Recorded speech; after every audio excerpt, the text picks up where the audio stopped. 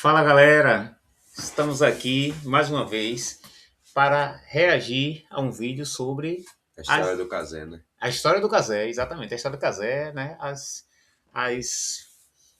falas da Copa do Mundo. Interessante, aí estamos com esse nosso companheiro aqui desse canal, Investigação, o nome do canal, né? E achamos muito interessante a história do Cazé. Vamos falar aqui a história do Cazé, a história das Copas. Vamos lá, vamos ver aqui essa história. Muito interessante, galera, vocês vão gostar. 14, um garoto cuidava da conta de Twitter de um canal de esportes pequeno e ganhava R$ 500 por mês. 12 anos depois, este mesmo garoto tem, sozinho, no YouTube, todos os 104 jogos da Copa do Mundo. Olha só que interessante aí, né, filho? 2014 ele cuidava de uma conta no Twitter e ganhava R$ 500. 2014 eu pesquisei aqui, o salário mínimo era R$ 700. Nem o salário mínimo ele não ganhava, né? R$ 200 a menos. É R$ 200 a menos. Quase que metade de um salário. R$ 250 a menos, pelo que eu vi, entendeu? Então, assim, era muito pouco para uma empresa gigantesca pagar para o garoto, né? O garoto Casimiro. E aí ele tá aí hoje, ó. Vamos lá ver. Ele aprendeu, né? Enquanto isso, a Globo, que é parceira da FIFA desde 1970 e que foi o local onde o seu pai, a sua mãe, o seu avô e a sua avó assistiram às Copas do Mundo no passado, ficou com apenas 55 jogos. Parece uma história linda, né? O Davi que venceu Golias, o streamer simpático que derrotou o monopólio gigante da Globo. Ou para alguns, Globo lixo. Mas e se eu te disser que esta história não é sobre um streamer que deu certo, é sobre uma empresa que descobriu rapidamente algo que a Globo não aprendeu em mais de 50 anos. E esta empresa está utilizando esta descoberta para montar um império muito, mas muito maior do que a Cazé TV. Um império que já tem até mesmo Cristiano Ronaldo como sócio. Então, vem comigo. Que tal? Sabia disso? É igual a FG em Balneário, né? De prédios que o Cristiano Ronaldo também faz parte dela, da empresa. Interessante demais. Vamos lá, vamos ver isso aí. Cristiano Ronaldo, ou seja, Cazé TV é muito mais do que, né, do que se imagina. Olá. Isso aqui não estava no script, galera. Essa propaganda não estava no script. Mas é isso, né? Isso aqui é um react ao vivo, né? Olá, eu sou Alex Godoy e este é o canal Investigando e este é o novo quadro do canal, o quadro Investigando News. Então eu espero que você goste, se gostar se inscreva no canal, se não gostar não tem problema, se inscreva também, só de raiva. E deixa um comentário. Como você já deve imaginar, o personagem central desta história chama-se Casimiro Miguel ou Cazé. Em 2014, o Casimiro era estagiário no Esporte Interativo, um canal de esporte que hoje virou a TNT Esportes, e a função dele era bastante simples, cuidar das redes sociais da emissora. O salário dele começou em R$ 500 e no auge chegou a R$ 3.000. E ele até estudava jornalismo, só que ele não terminou a faculdade. E o Cazé não era o filho do dono da emissora ou coisa do tipo, nada disso. Ele era um cara comum que realmente começou por baixo. Em 2018, o Cazé abriu um canal na Twitch, que é uma plataforma de transmissão ao vivo pela internet, onde a pessoa liga a câmera e começa a conversar com quem está assistindo. Tudo isso em tempo real. Tempos depois veio a pandemia, e o mundo inteiro, trancado dentro de casa sem ter o que fazer, correu para a internet. E então, vários influenciadores explodiram em popularidade, incluindo aí o Casimiro. E agora, olha só que interessante. Enquanto o Casimiro crescia nas redes sociais, a própria Globo ofereceu para ele um emprego. Só que ele disse não, nada disso.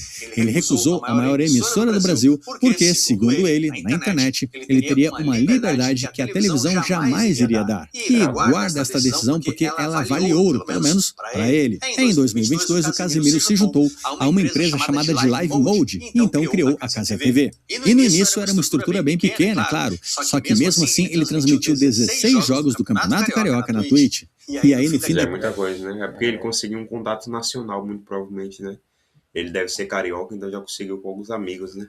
Exatamente. Aí isso vai expandir, depois ele consegue Brasileirão, Copa do Brasil, entendeu? Você vê 16 jogos, né? O cara vai, não é como... E agora já tá com 104 da Copa do Mundo. A Copa do Mundo toda, né? Na verdade, né? Ou seja, não é como a gente quer, né? Ele conseguiu 16 jogos. Tá bom. Campeonato Carioca. Aquele ano veio a Copa do Mundo do Catar. E aí a Cazé TV transmitiu a Copa pelo YouTube. E o mercado tradicional de televisão achou graça, é claro. Afinal de contas, transmitir a Copa do Mundo na internet com a apresentação de um gordinho simpático parecia uma piada. Só que não era.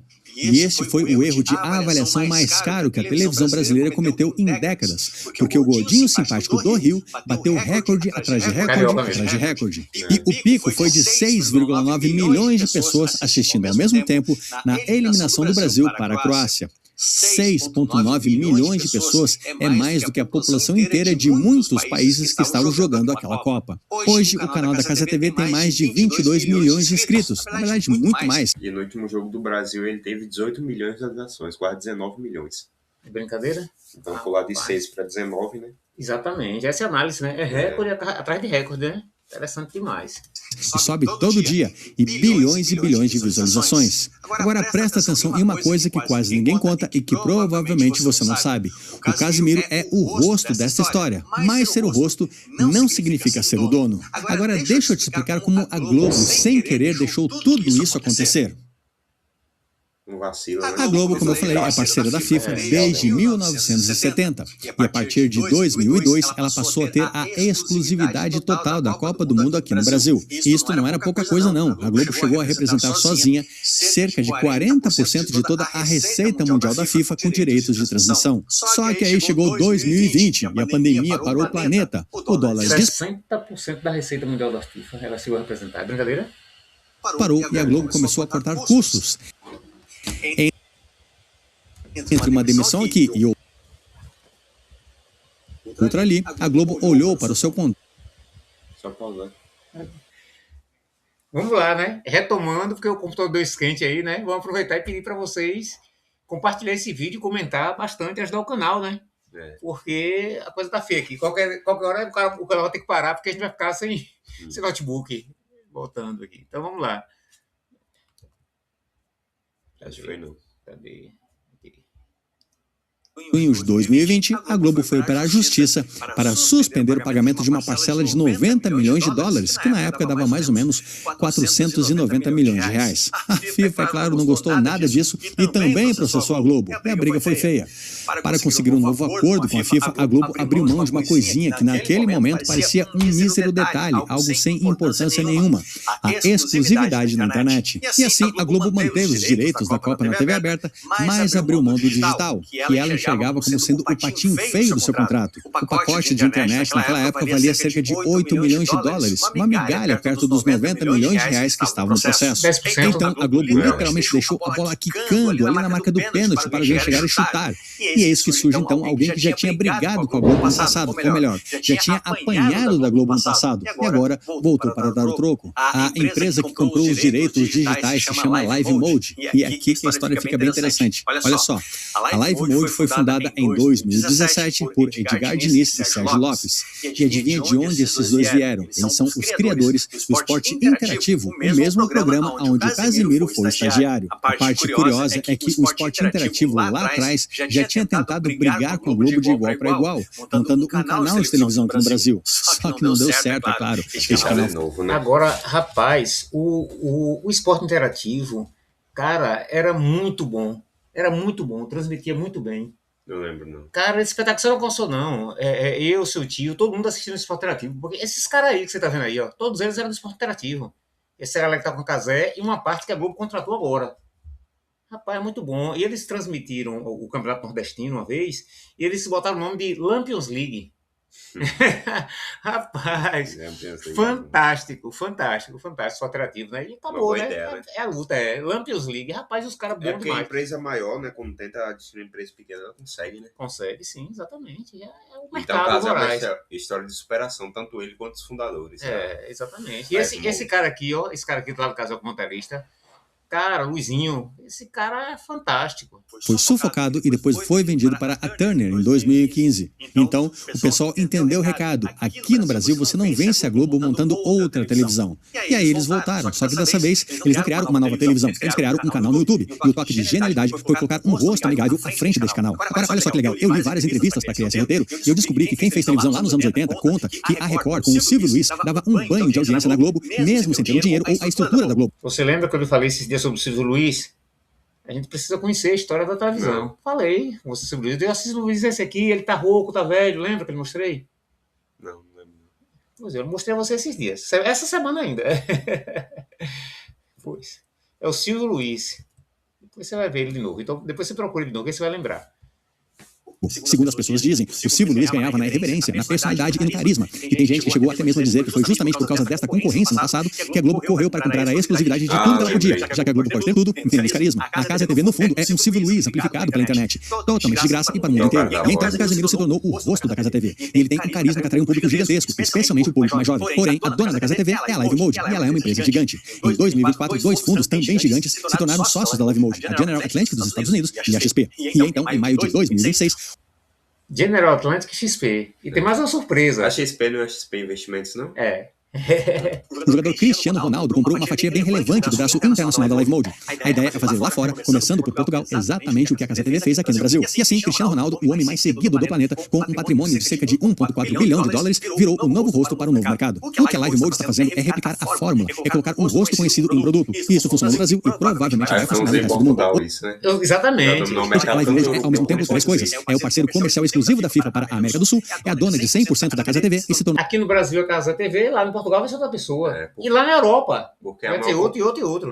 Ou também a agência exclusiva da FF. A maior população da Europa é a Rússia, que são 100 milhões, e só no Brasil é 213, né?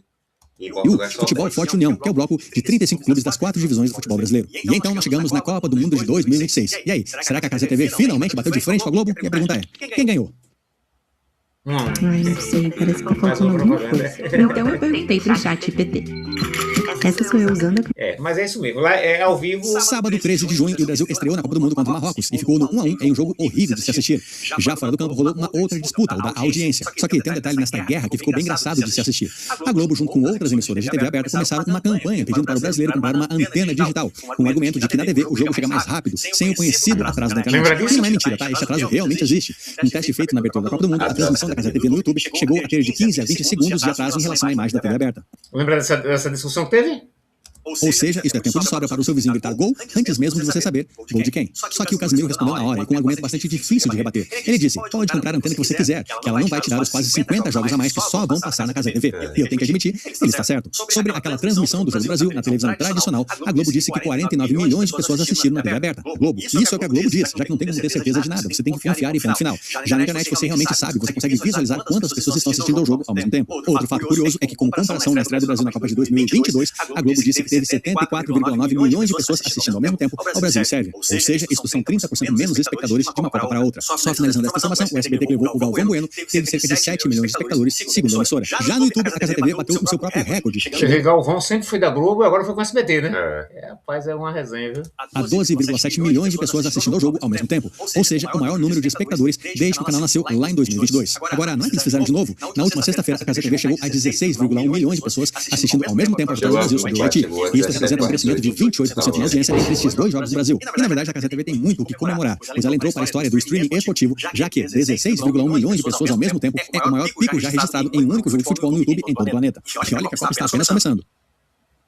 Então podemos dizer que cada um ganhou no seu próprio campo de jogo, a Globo na TV e a Casa na internet. Só que podemos dizer que a Casa TV tem mais motivos para comemorar, já que com o tempo, este atraso na internet deve diminuir bastante até acabar. Além de... Com o tempo vai... De 20 segundos vai para 15, vai para 10, 5 até acabar. Até 2 exatamente. Isso na internet é mais alinhada com o público jovem, justamente o público que não estava mais ligado no futebol, mas que agora está assistindo a Copa do Mundo pelo YouTube, ou melhor, pela Casa TV. Cerca de 82% dos espectadores da Casa TV têm menos de 44 anos, e as pesquisas recentes demonstram que 66% dos fãs de esportes que têm entre 14 e 49 anos consideram o YouTube o melhor lugar para se assistir as partidas. 14 e 49 anos. Então, pega uma fatia imensa. Disso, o nível de engajamento na internet ganha de goleada da TV. Na Casa TV, a propaganda é interativa, as pessoas comentam, curtem, sentem que estão ali junto com os narradores. Na Globo, nem de longe. Agora eu preciso te dizer que o jogo ainda não acabou. Na verdade, esta Copa de 2026 não é a Copa mais importante, nada disso. O que importa mesmo é a Copa de 2030. Sim, próxima Copa do Mundo. Olha só, a FIFA já avisou em reunião com as duas empresas que o desempenho na Copa do Mundo de 2026 vai decidir quem leva os direitos da Copa de 2030. Tanto é que a Globo entendeu o recado e mandou para esta Copa do Mundo uma delegação de 130 profissionais. Esta é a maior delegação de todas as emissoras e inclui nomes como Renata Vasconcelos e Ana Maria Braga. Sério? Seja como for, a Globo admite abertamente que quer recuperar a sua exclusividade que perdeu para a Casa TV. E aí, quem será que vai ganhar os direitos da próxima Copa do Mundo? E você? Você torce para quem? Para a Casa TV ou para a Rede Globo? Bom, eu torço pela briga, afinal de contas, exclusividade nunca é bom para ninguém. Graças ao tropeço da Globo e a Casa TV, hoje você não precisa mais montar uma estratégia para descobrir aonde cada jogo vai passar. Nem precisa ficar gritando cala a boca, Galvão, das transmissões do Jogo do Brasil. Mas me diga você qual é a sua opinião, o que você prefere, aonde você prefere assistir o seu jogo. Eu quero saber o que você pensa sobre isso e não sai do canal porque o YouTube separou aqui outro vídeo do Investigando. Eu tenho certeza. No caso, ele tem uma história gigantesca, né, de superação e se aliou com outros amigos dele, né? Tudo começou só transmitindo um campeonato carioca com 10 jogos só. Exatamente. É um campeonato super pequeno, né? Então é isso. Pegar um estadual. Galera, deixa aí seu comentário, o que vocês acham disso aí, né? Se vocês gostaram desse tipo de vídeo, de reacts, né? Que a gente vai continuar fazendo. Valeu, deixa o comentário e deixa o like. Obrigado aí. Da Copa são vários. Exato.